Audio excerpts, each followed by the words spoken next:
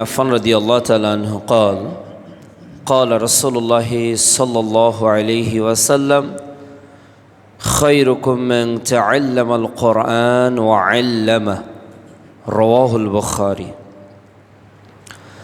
যাবতীয় প্রশংসা আল্লাহ রাব্বুল আলামিনের জন্য, যার ঐকান্তিক মেহেরবানিতে মাহে রমাজানের দ্বিতীয় জুমায় ত্রিমোহনী কেন্দ্রীয় জামে মসজিদে আজকের জুমার খুতবা ও সালাত আদায়ের উদ্দেশ্যে যে আল্লাহ রাব্বুল আলামিন আমাদেরকে একত্রিত হওয়ার সুযোগ দান করেছেন, সে আল্লাহ সুবহানাহু ওয়া তাআলার দরবারে কৃতজ্ঞতা আদায় করছি, আলহামদুলিল্লাহ। দরুদ ও সালাম বিশ্ব মানবতার মুক্তির দূত, মহাবিপ্লবের মহানায়ক, যার আদর্শকে বাস্তবায়ন করার লক্ষ্যেই আমাদের সার্বিক প্রয়াস, মুহাম্মাদুর রাসূলুল্লাহ সাল্লাল্লাহু আলাইহি ওয়াসাল্লামের প্রতি যাবতীয় দরুদ ও সালাম। প্রিয় উপস্থিতি, মাহে রমাদান সিয়াম পেয়েছি, কিয়াম পেয়েছি, অনেক রহমত বরকত মাগফিরাতের সওগাত পেয়েছি। প্রতিনিয়ত আমরা আমাদের ঈমানকে নবায়ন করছি, ঈমানের গতি সমৃদ্ধ হচ্ছে। কি সে কারণ, যে কারণে একজন মুমিন বান্দার রমাজানটা ব্যতিক্রম এক ইবাদতে পরিপূর্ণ?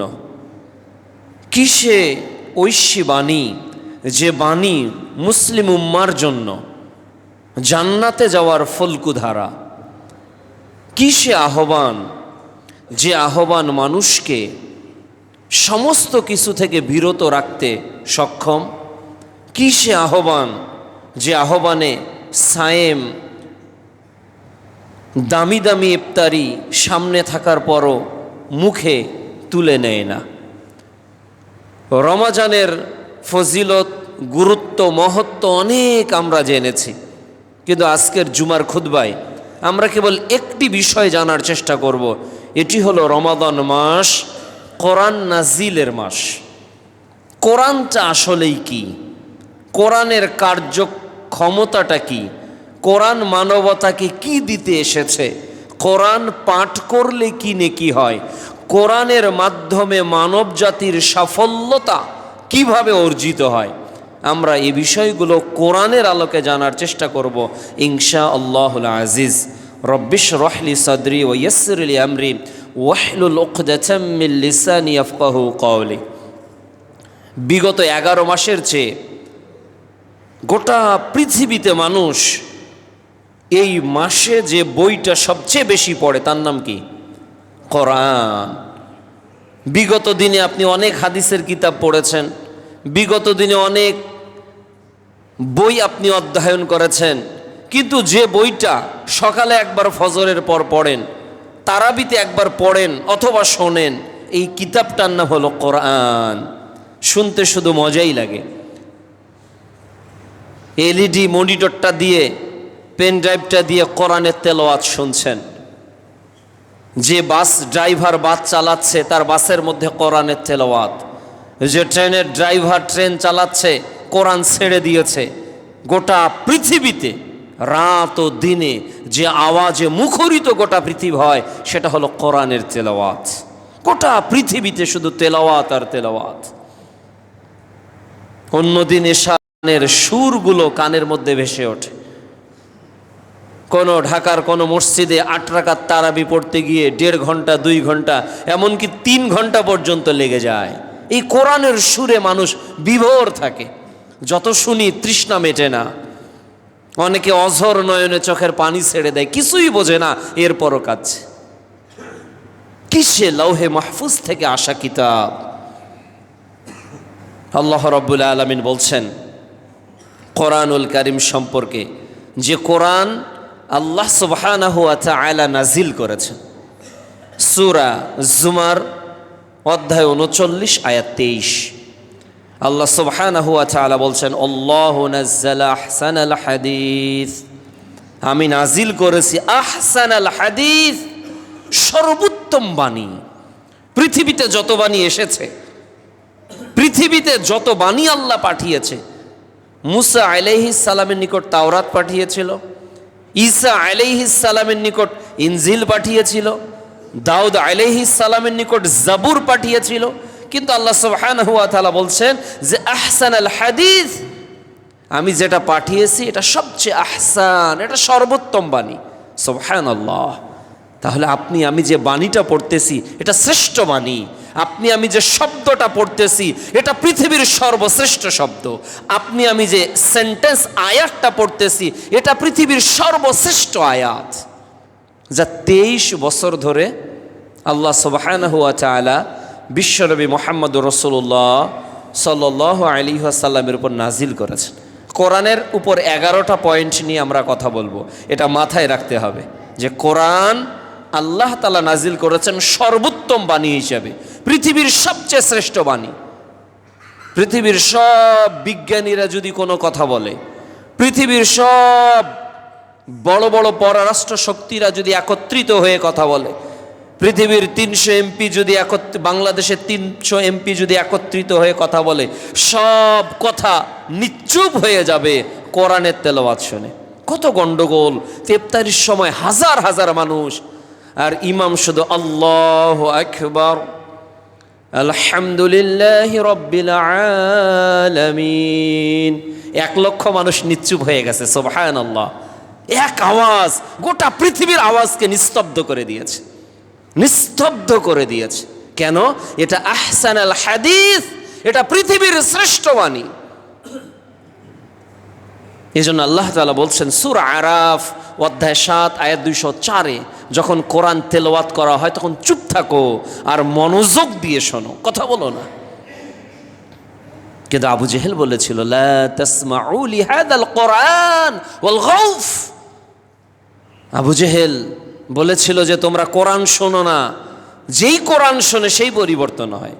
এজন্য আবু জেহেল বলেছিল ওয়াল গাউফ, গন্ডগোল পাকাও, যাতে মানুষ নয়েজ তৈরি করে কোরআন শুনতে না পারে। তাহলে কোরআন আহসানাল হাদিস, শ্রেষ্ঠ বাণী। 2, কোরআন হলো হেদায়েতের মূল উৎস। একটা মানুষ হেদায়েত কোন পথে পাবে? আমরা প্রতিদিন সূরা ফাতিহায় পড়ি ইহদিনাস সিরাতাল মুস্তাকিম, অন্তত ফরজ সালাত 17 রাকাতে আমরা পাঠ করি, 17 বার পড়ি, ও আল্লাহ ইহদিনাস সিরাতাল মুস্তাকিম, আমাকে সিরাতে মুস্তাকিমের পথ দেখাও। কোনটা সিরাতে মুস্তাকিম, কোনটা ইহদিনাস সিরাতাল মুস্তাকিম? আল্লাহ সুবহানাহু ওয়া তাআলা বলছেন শাহরু রমাদান আল্লাযী উনজিলা ফীহিল কুরআন হুদাল লিন্নাস। আল্লাহ বলছে আমি রমজানে কোরআন নাজিল করেছি আর হুদাল লিন্নাস, যে হেদায়েতের জন্য তুমি সালাতে দাঁড়িয়ে বলো আল্লাহ কোথায় হেদায়েত, কোথায় পথ? সূরা বাকারা অধ্যায় 2 পারা 2 আয়াত 185-তে আল্লাহ বলছে হুদাল লিন্নাস, the holy Quran is the last guideline for all human being in the world. এই পৃথিবীতে যত মানুষ আছে সব মানুষের জন্য সর্বশেষ যেটা পথ, যেটা চূড়ান্ত পথ, যেটার শেষ লক্ষ্য হলো জান্নাতুল ফেরদৌস। এই জান্নাতুল ফেরদৌসে যে ম্যানুয়াল নিয়ে চলবেন, যে গাইডলাইন নিয়ে চলবেন, এর নাম কোরআন। এটা হলো হুদাল লিন্নাস, গোটা পৃথিবীর মানুষের হেদায়েত। রাসূলুল্লাহ সাল্লাল্লাহু আলাইহি ওয়াসাল্লামের যুগে সাহাবীরা কোরআনের মাধ্যমে নিজেকে পরিবর্তন করেছে। কোরআনের আয়াত শুনে তাদের হৃদয় বিগলিত হয়ে গিয়েছে, কোরআনের মাধ্যমে তারা হেদায়েতের নূর খুঁজে পেয়েছে। এজন্য কোরআন আমাদের হেদায়েতের সর্বশেষ এবং চূড়ান্ত বাণী। 3, কোরআন মুমিন জীবনের ঈমানকে সমৃদ্ধ করে। আমাদের ঈমান অনেক সময় বেড়ে যায়, অনেক সময় কমে যায়, অনেক সময় পাপ করতে ভালো লাগে, আর অনেক সময় পাপের জন্য অনুশোচনা হয়, চোখ থেকে পানি ঝরে, কেন এই অপরাধ করলাম, কেন এই অন্যায় করলাম, কিসের কারণে? ঈমান বেড়ে যাওয়ার কারণে। স্বাভাবিক ছিলেন, কিন্তু কিছু কথা শুনতে শুনতে শুনতে শুনতে আপনার ঈমানটা বেড়ে গেছে, আপনি কাঁদা শুরু করে দিয়েছেন। হয় না এমনটা? অনেক সময় হাত তুলে চোখের পানি ছেড়ে দেন, এটা কি ঈমানের লক্ষণ?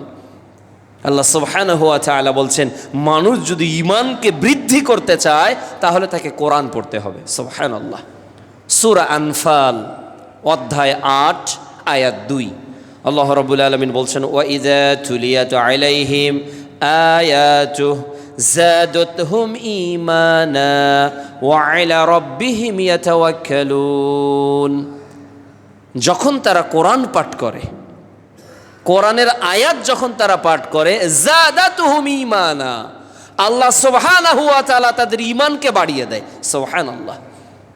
ওয়া আলা রাব্বিহিম ইয়াতাওয়াক্কালুন, তারা আল্লাহর উপর ভরসাশীল হয়ে যায়, আত্মনির্ভরশীল হয়ে যায়। তারা আল্লাহর উপর ভরসা করতে শেখে কোরআনের মাধ্যমে। আপনার মধ্যে যদি কোনো হতাশা থাকে তো কোরআন তেলাওয়াত করা শুরু করে দিবেন, দেখবেন যে আপনার প্রশান্তি শুরু হয়ে গিয়েছে। প্রশান্তি। তাহলে কোরআনের ৩ নম্বর কাজ হলো কোরআন মানুষের ঈমানকে বৃদ্ধি করে, ঈমানকে বাড়িয়ে দেয়। ৪, কোরআন হলো আরোগ্য।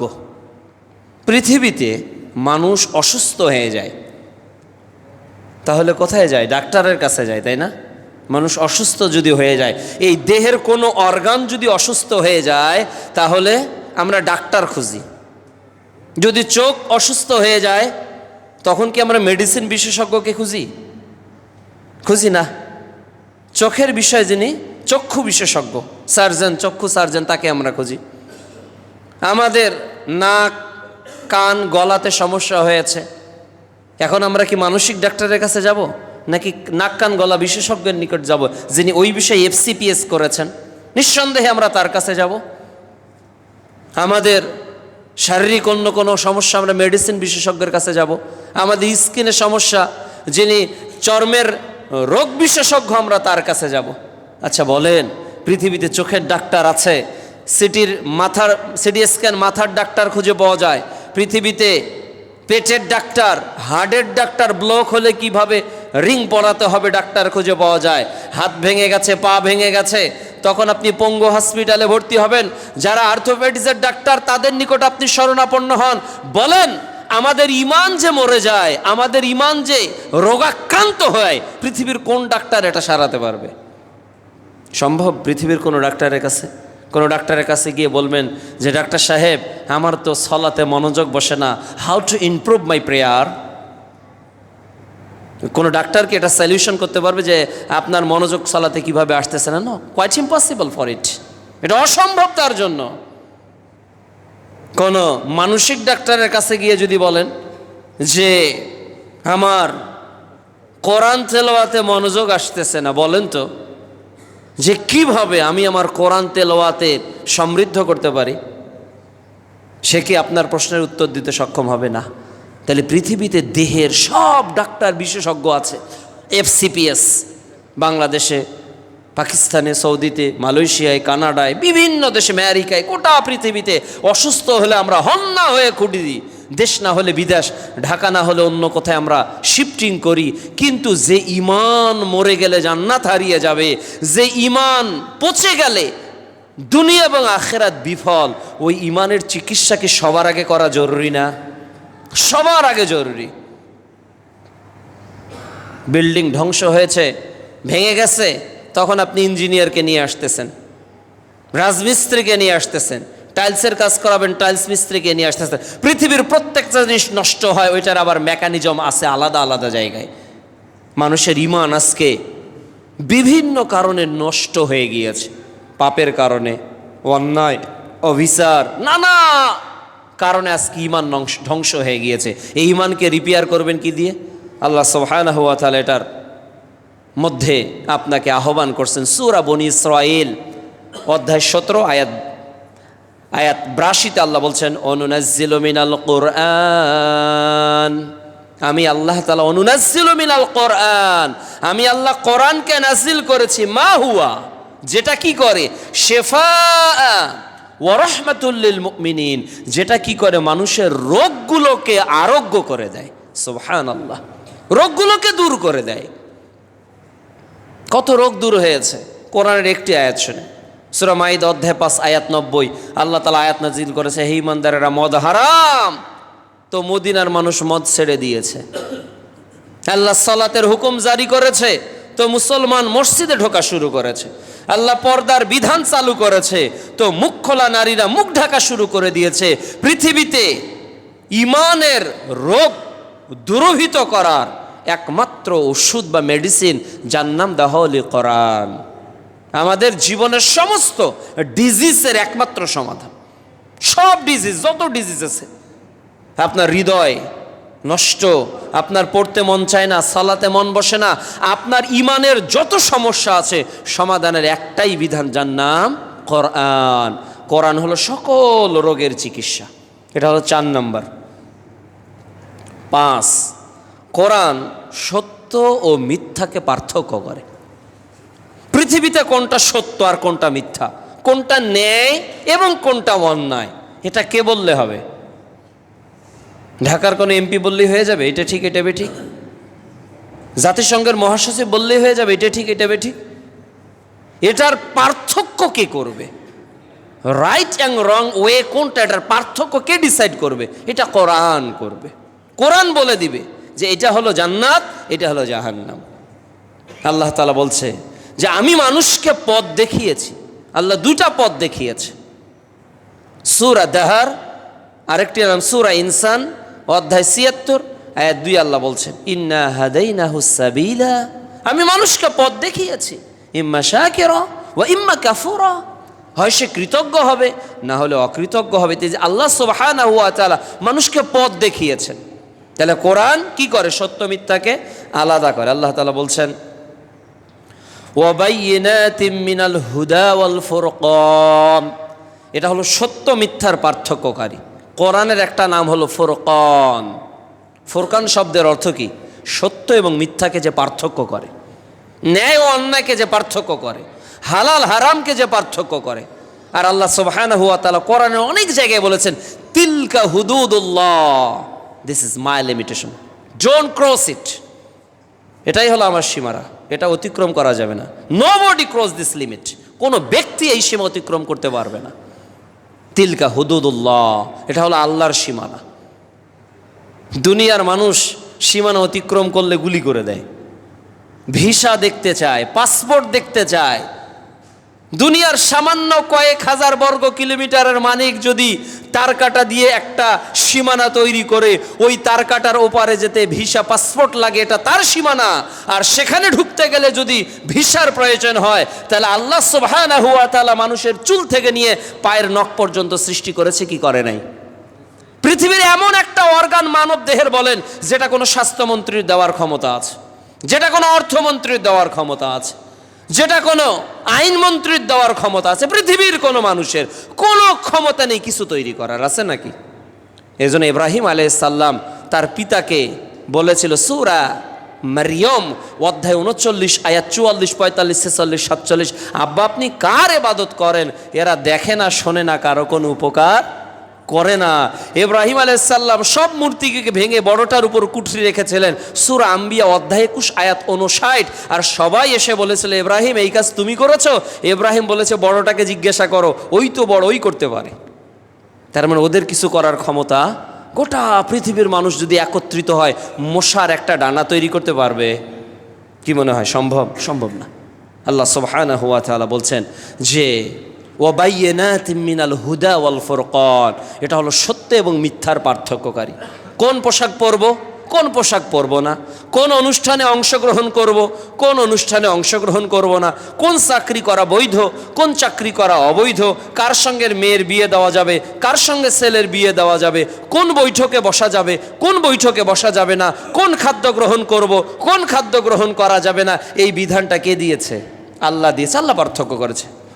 ওয়াবাইয়িনাতিম মিনাল হুদা ওয়াল ফুরকান, এটা হলো হুদা, ফুরকান, এটা হেদায়েতের পথ এবং সত্য মিথ্যার পার্থক্যকারী। এটা হলো কোরআনের 5 নম্বর। 6, কোরআনুল কারীম তেলাওয়াতকারী ব্যক্তি এবং এটার শিক্ষক পৃথিবীর সর্বশ্রেষ্ঠ ব্যক্তিদের একজন। পৃথিবীতে অনেক শ্রেষ্ঠ ব্যক্তির ইতিহাস আমরা জানি, কিন্তু পৃথিবীর সর্বশ্রেষ্ঠ ব্যক্তি, পৃথিবীতে সর্বশ্রেষ্ঠ ব্যক্তিকে প্রিয় নবী মুহাম্মদ রাসূলুল্লাহ সাল্লাল্লাহু আলাইহি ওয়াসাল্লাম বলছেন, সহিহ বুখারী কোরআনের ফজিলত অধ্যায় হাদিস নাম্বার 5027, ওসমান রাদিয়াল্লাহু তাআলা আনহু বলছেন যে রাসূলুল্লাহ সাল্লাল্লাহু আলাইহি ওয়াসাল্লাম বলেছেন, খায়রুকুম মান তাআল্লামাল কোরআন ওয়া আল্লামাহ, তোমাদের মধ্যে শ্রেষ্ঠ ব্যক্তি হলো ওই ব্যক্তি, তোমাদের মধ্যে শ্রেষ্ঠ ব্যক্তি হলো ওই ব্যক্তি যে নিজে কোরআন শেখে এবং অপরকে কোরআনের শিক্ষা দেয়। তাহলে আমাদের কি উচিত নয় পৃথিবীর শ্রেষ্ঠ ব্যক্তি হওয়া? চেষ্টা করা, অন্তত আজকে থেকে শুরু করেন। আমি কোরআন পড়লেও শ্রেষ্ঠ, আমি কোরআন পড়ালেও শ্রেষ্ঠ, আমি পড়লেও শ্রেষ্ঠ, আমি পড়ালেও শ্রেষ্ঠ। 7, কোরআন শুধু ব্যক্তির শ্রেষ্ঠত্বের বর্ণনা করেন নাই, বরং কোরআন যে রাতে নাজিল হয়েছে এই রাতটার মর্যাদা আল্লাহ বাড়িয়ে দিয়েছেন। সুবহানাল্লাহ। সূরা কদর পারা 30 অধ্যায় 97 আয়াত 3 আল্লাহ তাআলা বলছেন যে, হে নবী, তুমি কি জানো লাইলাতুল কদরটা কি? লাইলাতুল কদরি খায়রুম মিন আলফি শাহর, এটা হলো 1000 মাসের চেয়ে উত্তম। একটা রাত, একটা রজনী শুরু হবে 8টা থেকে, শেষ হবে 5টার কিছু পর। এই 9, 10, 11, 12, 1, 2, 3, 4, 5 এই 9 ঘন্টা শুধু ইবাদতে কাটিয়ে দিবেন। এই 9 ঘন্টা একটু কোমর বেঁধে রাখবেন, এই 9 ঘন্টা একটু তেলাওয়াতে থাকবেন, এই 9 ঘন্টায় একটু দোয়াতে থাকবেন, আল্লাহুম্মা ইন্নাকা আফুব্বুন তুহিব্বুল আফওয়া ফাআফু আন্নি। এইভাবে রাতটা যদি আপনি কেটে দিতে পারেন, 1000 মাস 24 ঘন্টা ইবাদত করলে আপনার আমলনামায় আল্লাহ যত লেখি লিখতেন, 24 ঘন্টা করে ইবাদত করে করে 1000 মাস, এটা যে কত হাজার মাস এটা আল্লাহু আলাম। এটা যদি 1000 মাস ধরা হয় তো 83 বছর হয়ে যায়। এটা যদি 2000 মাস ধরা হয় তাহলে 167 বছর হয়ে যায়। এটা যদি 3000 মাস ধরা হয় এটা আরও বেড়ে যায়। এটা কত হাজার মাস এটা আল্লাহু আলাম। কেবল একটা রাত, কিসের কারণে? কোরআন নাজিলের কারণে। আল্লাহ সুবহানাহু ওয়া তাআলা বলছেন, লাইলাতুল কদরি খায়রুম মিন আলফি শাহর, এটা হলো 1000 মাসের চেয়ে উত্তম। কোরআনের মর্যাদা কত বেশি। 8, কোরআন মিথ্যাকে চুরমার করে দেওয়ার জন্য পৃথিবীতে আগমন করেছে। যত মিথ্যা প্রভু, যত মিথ্যা দাসত্ব, যত মিথ্যা অহমিকা, যত মিথ্যা নেতৃত্ব, যত মিথ্যা মতবাদ, সব কিছুকে ভুলণ্ঠিত করে পৃথিবীর ইতিহাসকে আকাশচুম্বী বিজয় যে দিয়েছে এর নাম কোরআন। সূরা বনী ইসরাঈল অধ্যায় 17 আয়াত 81 মহান আল্লাহ বলেন, অকুল জাল হক ওয়া যাকাল বাতিল ইন্নাল বাতিলা কানা যাহুকা। সত্য এসেছে আর মিথ্যা চুরমার হয়ে গেছে, মিথ্যা নস্বাদ হয়ে গেছে। ইন্নাল বাতিলা কানা যাহুকা, মিথ্যা চিরদিনই মিথ্যা, মিথ্যা চিরদিনই ধ্বংসপ্রাপ্ত। মিথ্যার ভিত কখনো শক্তিশালী হয় না। এই আয়াত প্রিয় নবী পড়তেছিলেন ওই জায়গায় যে জায়গায় তাকে রক্তাক্ত করা হয়েছে। প্রিয় নবী এই জায়গায় ওই আয়াত পড়তেছিলেন যে জায়গায় সিজদারত অবস্থায় তার মাথায় ভুঁড়ি চাপিয়ে দেওয়া হয়েছিল। প্রিয় নবী ওই জায়গায় এই আয়াত পড়তেছিলেন যে জায়গায় 360টা মূর্তির বাতিল ঘেরা ছিল। প্রিয় নবী ওই জায়গায় এই আয়াত পড়তেছিলেন যে জায়গা থেকে মুহাম্মদ সাল্লাল্লাহু আলাইহি ওয়াসাল্লাম বহিষ্কৃত হয়েছিলেন। প্রিয় নবী ওই জায়গায় ওই আয়াত পড়তেছিলেন যে জায়গায় তাকে প্রায় 3 বছর অবরুদ্ধ করে রাখা হয়েছিল। প্রিয় নবী ওই জায়গায় এই আয়াত পড়তেছিলেন যে জায়গায় তাকে মিথ্যাবাদী বলা হয়েছিল, তাকে পাগল বলা হয়েছিল, তাকে ধর্মত্যাগী বলা হয়েছিল। মক্কা বিজয়ে বেশে প্রিয় নবী এসে সর্বপ্রথম এই আয়াত হাতে লাঠি নিয়ে বললেন, জাল হক, এসেছে সত্য, ওয়াজাকাল বাতিল, ধ্বংস হয়েছে মিথ্যা, ইন্নাল বাতিলা কানা যাহুকা, মিথ্যা চিরদিনই ধ্বংস। পৃথিবীতে এমন একদিন আসবে যেই দিন ইমাম মাহদী ঘোষণা দিবেন, পৃথিবীতে এমন একদিন আসবে যেই দিন ঈসা আলাইহিস সালাম এই ঘোষণা দিবেন, আর পৃথিবীর 195টা দেশের সব নেতার যাবতীয় তৈরি করা নীতিকে ভুলণ্ঠিত করে ধ্বংস করে ওই দিন ইমাম মাহদী বলবেন জাল হক, এসেছে সত্য। ওই দিন ঈসা আলাইহিস সালাম বলবেন জাল হক, এসেছে সত্য।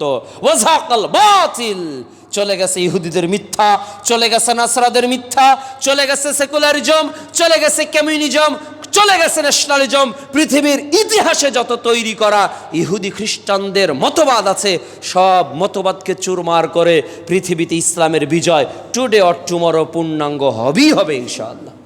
আল্লাহ তাআলা বলেন সূরা তওবা অধ্যায় 9 আয়াত 33, সূরা ফাতা অধ্যায় 48 আয়াত 28 এবং সূরা সফ অধ্যায় 61 আয়াত 9, আল্লাহ বলছেন আমি আমার নবীকে সত্য দিন নিয়ে পৃথিবীতে প্রেরণ করেছি, আর এটা সব দিনের উপর অবস্থান করে, সব দিনের উপর। প্রিয় উপস্থিতি, এটি হলো কোরআনুল কারীমের 8 নাম্বার। 9, কোরআনুল কারীম এমন একটি গ্রন্থ, এমন একটি কিতাব যার একটা অক্ষর, একটা হরফ উচ্চারণ যদি আপনার ঠোঁট থেকে হয়, আপনার আমল নামায় আল্লাহ সুবহানাহু ওয়া তাআলা 10টা নেকি দান করেন। সুবহানাল্লাহ। তিরমিজি 2310 নম্বর হাদিস। প্রিয় নবী বলছেন আমি বলছি না আলিফ লাম মিম একটি হরফ আছে না কোরআনে, আলিফ লাম মিম একবারে আমরা পড়ি। প্রিয় নবী বলছে আমি বলছি না এটা একটা হরফ, বরং আলিফ একটি হরফ, লাম একটি হরফ, মিম একটি হরফ। যে ব্যক্তি আলিফ লাম মিম উচ্চারণ করবে তার আমল নামায় 30 নেকি দেওয়া হবে। সুবহানাল্লাহ, সুবহানাল্লাহ, 30 নেকি। শুধু তাই না, অনেক ব্যক্তি আছে যারা কোরআন পড়তে পারে না, ঠেকে ঠেকে পড়ে, পড়তে পারে না। প্রিয় নবী বলছে যে ব্যক্তি কোরআনকে ঠেকে ঠেকে পড়ে, স্পষ্টভাবে পড়তে পারে না, কিন্তু স্পষ্টভাবে পড়ার চেষ্টা করে, তার আমল নামায় আল্লাহ তাআলা ডাবল নেকি দান করেন। সুবহানাল্লাহ। আপনি আইন উচ্চারণ করতে পারতেছেন না, আপনি হায়ে হুত্তির হা উচ্চারণ করতে পারতেছেন না, কিন্তু চেষ্টা করতেছেন। আলহামদু হায়ে হুত্তির উচ্চারণ হচ্ছে না, হায়ে হাওয়াজের উচ্চারণ হচ্ছে, কিন্তু আল্লাহ তো হৃদয়ের খবর জানছেন। আরে আমার বান্দা তো হায়ে হাওয়াজ উচ্চারণ করার চেষ্টা করে, হায়ে হুত্তি উচ্চারণ করার চেষ্টা করে, হয়ে যায় হায়ে হাওয়াজ। আমি আমার বান্দার 10 নেকি না, তার চেষ্টার কারণে তাকে 20 নেকি দান করব। সুবহানাল্লাহ। আল্লাহ কত দয়ালু, কত ইহসান। 10, আজকের পৃথিবীতে মানুষ অন্ধকারের মধ্যে নিমজ্জিত আছে, তাই না? আইএমএ জাহিলিয়াতের লেটেস্ট ভার্সনে আমরা পৃথিবীতে বসবাস করতেছি। আইএমএ জাহিলিয়াতের যে অপরাধগুলো সংগঠিত হতো, এগুলোর মোড়ক পরিবর্তন হয়ে গেছে। এই আইএমএ জাহিলিয়াতের ঘোর অন্ধকার থেকে যদি আমরা আমাদেরকে আলোকবর্তিকার দিকে নিয়ে আসতে চাই, তাহলে কোরআন আপনাকে পথ দেখাবে। আল্লাহ সুবহানাহু ওয়া তাআলা সূরা ইব্রাহিম অধ্যায় 14 আয়াত 1 বলছেন আলিফ লাম র কিতাবুন। আল্লাহ তাআলা বলছেন আলিফ লাম র, এর অর্থ আল্লাহ তাআলা জানেন। আল্লাহ তাআলা বলছেন যে আমি কোরআন নাজিল করেছি লিতুখরিজান নাসি মিনাজ যুলুমাতি ইলান নূর। এটা মানুষকে কি করে? অন্ধকার থেকে আলোর দিকে নিয়ে যায়। অন্ধকারের মধ্যে ছিলেন, কোরআন আপনার জীবনকে আলোকিত করবে। 11, পৃথিবীতে আপনি মনে করবেন যে কোরআন মনে হয় একটা নির্দিষ্ট ব্যক্তির জন্য, নির্দিষ্ট স্থানের জন্য, নির্দিষ্ট কোনো জিনিসের জন্য নাজিল হয়েছে। না, কোরআন নাজিল হয়েছে সামগ্রিকভাবে। আল্লাহ সুবহানাহু ওয়া তাআলা সূরা নাহাল অধ্যায় 16 আয়াত 89-তে বলেন যে আমি এমন কোনো বিষয় নেই যেটা কোরআনে লিখতে বাদ দিয়েছে। এমন কোনো বিষয় নেই যেটা ব্যাখ্যা আল্লাহ দেন নেই। সূরা কাহাফ অধ্যায় 18 আয়াত 109 আল্লাহ বলছে যদি গাছগুলো কলম হয় আর সমুদ্রের পানিগুলো কালি হয়, এটা দিয়ে আল্লাহর কালিমার বর্ণনা লিখা হয়, আরও 7 সমুদ্রের কালি নিঃশ্বাস হয়ে যাবে, আল্লাহর বড়ত্বের কথা লিখে শেষ করা যাবে না। সুবহানাল্লাহ। কাজী আল্লাহ সুবহানাহু ওয়া তাআলা এই বিশাল কোরআনের হেদায়েতের ভান্ডার থেকে আমরা আসুন নিজেদেরকে আলোকিত করি। আল্লাহ যেন তৌফিক দান করেন। আল্লাহুম্মা আমিন। যদি আমরা কোরআন না পড়ি, কোরআন না বুঝি, কোরআন অনুযায়ী জীবন গঠন না করি, তাহলে কি আল্লাহ ছেড়ে দিবেন? আল্লাহ এই বিষয়ে কি বলেছেন? আল্লাহ সুবহানাহু ওয়া তাআলা বলছেন সূরা তোহা অধ্যায় 20 আয়াত 124 আল্লাহ বলছেন যে ওয়ামান আ'রাদা আন যিকরি ফাইন্না লাহু মাঈশাতান দনকা, যে ব্যক্তি আল্লাহর বাণীকে ভুলে যাবে, কোরআন থেকে গাফেল থাকবে, আল্লাহ বলছে আমি তার রিজিককে সংকুচিত করে দিব। এরপর কি করব? ওয়া নাহশুরুহু ইয়াওমাল কিয়ামাতি আ'মা, আর বিচারের মাঠে আমি আল্লাহ তাকে অন্ধ করে তুলব। বিচারের মাঠে কে অন্ধ হবে? যে কোরআনকে ভুলে যাবে, সে অন্ধ হয়ে যাবে। সে আল্লাহকে বলবে লিমা হাশারতানি আ'মা ক্বাদ কুনতু বাসীরা, আল্লাহ দুনিয়াতে তো আমি চোখওয়ালা ছিলাম, বিচারের মাঠে আমি অন্ধ কেন? আল্লাহ বলবে বান্দা দুনিয়াতে আমার আয়াতকে ভুলে গিয়েছিলে, আর বিচারের মাঠে আমি তোমাকে ভুলে গেলাম। As you sow so you reap, আমরা বলি না, যেমন কর্ম তেমন ফল। তা আপনি দুনিয়াতে কোরআন তেলাওয়াত করবেন না, আর আল্লাহ আপনার সঙ্গে বিচারের মাঠে লাল গালিচা দিয়ে শুভেচ্ছা দিবে, এটা ভাবাটা বোকামি ছাড়া কি কিছু হবে? কাজেই কোরআন দিয়ে জীবন গঠন করতে হবে। 2, কোরআন যদি অধ্যয়ন না করি তাহলে কি হবে? সূরা ফুরকান অধ্যায় 25 আয়াত 30, বিচারের মাঠে রাসূলুল্লাহ সাল্লাল্লাহু আলাইহি ওয়াসাল্লাম বলবেন ওয়াকাল আর রাসূল, বিচারের মাঠে আমাদের নবী বলবেন ইয়া রব্বি, হে আল্লাহ, ইন্না কওমি ইত্তাখাযু হাযাল কুরআন মাহযুরা, আল্লাহ আমার উম্মত কোরআনকে ছেড়ে দিয়েছিল, পরিত্যাগ করেছিল। মাহজুরা শব্দের অর্থ মুহাদ্দিসগণ, মুফাসসিরগণ লিখেছেন কোরআনকে না পড়া, কোরআনকে না বোঝা, কোরআন অনুযায়ী আমল না করা। যে কোরআন পড়ে না সেও অভিযোগ প্রাপ্ত হবে, যে কোরআন বুঝে পড়ে না কিয়ামতের রাসূল সাল্লাল্লাহু আলাইহি ওয়াসাল্লাম তার বিরুদ্ধে কথা বলবেন। যে কোরআন অনুযায়ী আমল করে না বিচারের মাঠে রাসূল তার বিরুদ্ধেও কথা বলবেন।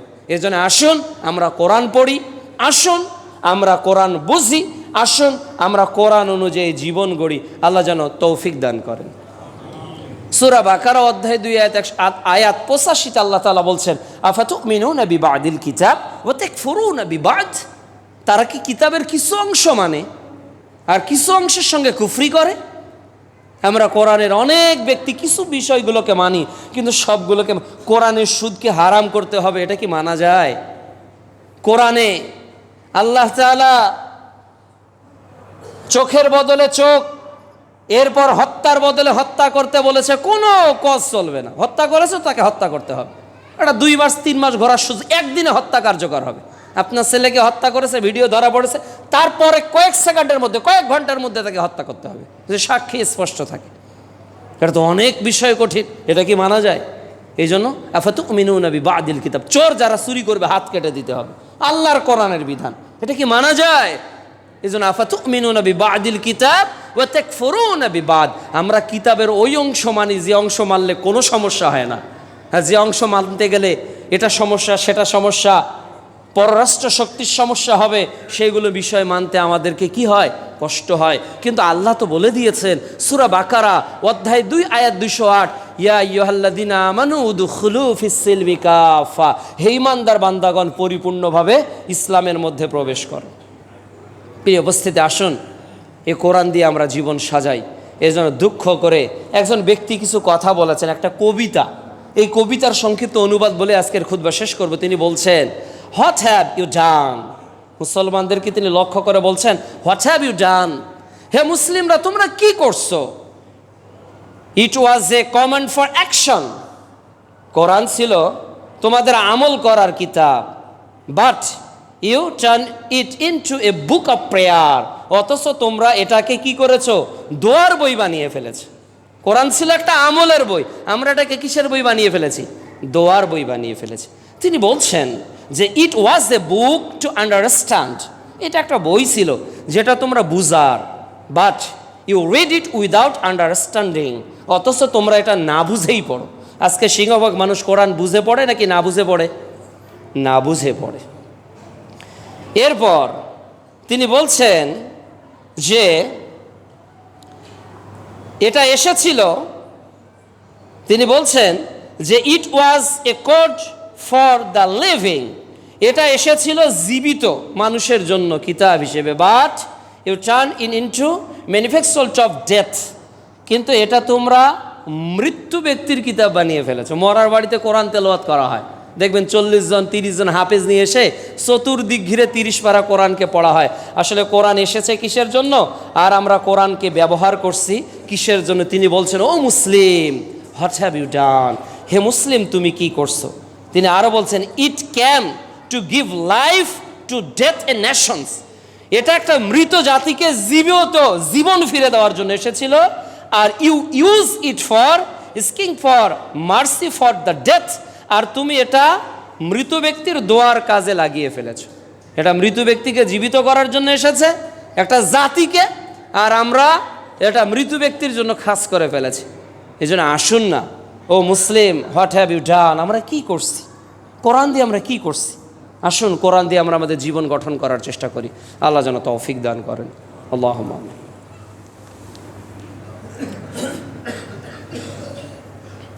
এতগুলো এগুলো তো পড়তে অনেক সময় লেগে যাবে। আলহামদুলিল্লাহ ওয়াহদাহু ওয়াসসালাতু ওয়াসসালামু আলা রাসূলিল্লাহ। লট অফ অ্যাপ্লিকেশন, অনেকগুলো আবেদন এসেছে, সবগুলো শুনতে হবে। Time is over. এক ত্রিমোহনী পূর্ব